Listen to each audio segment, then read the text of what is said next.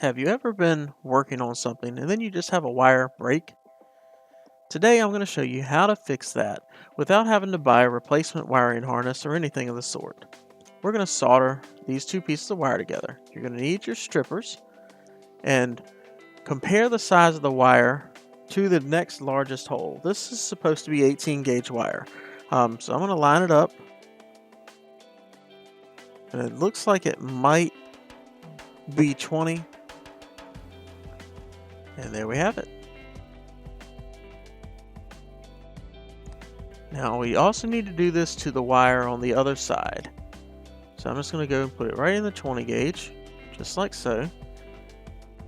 And pull that through. Here's our wire.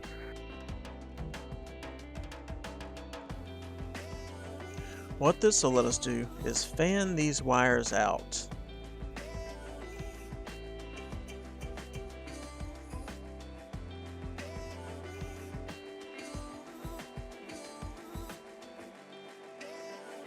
And once you get those fanned out, insert the two wires together, twist on each side, and then we're going to just twist that wire around itself. What this is going to do is give us a really strong connection so that we'll be able to put some solder on there, and then we know for sure it's not going to go anywhere. Now, one thing I do like to do is put a drop of flux on the joint that we're going to solder. This flux will let that solder flow properly.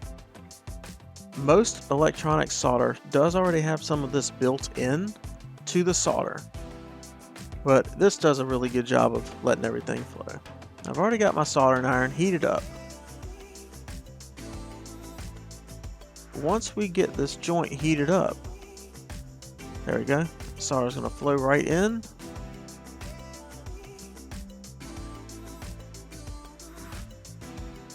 And we're just going to flow it like so. And that'll do it. This will be a whole lot more stable when you have it anchored on either side in your vehicle or wherever you're repairing this wire. So that's not going to go anywhere.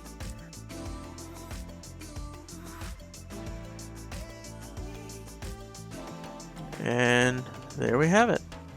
We've now got that wire repaired. And it's a good connection, it's not going to break.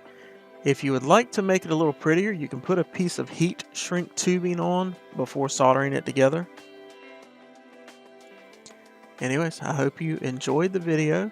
If you did, be sure to hit that like and subscribe. We'll see you next time.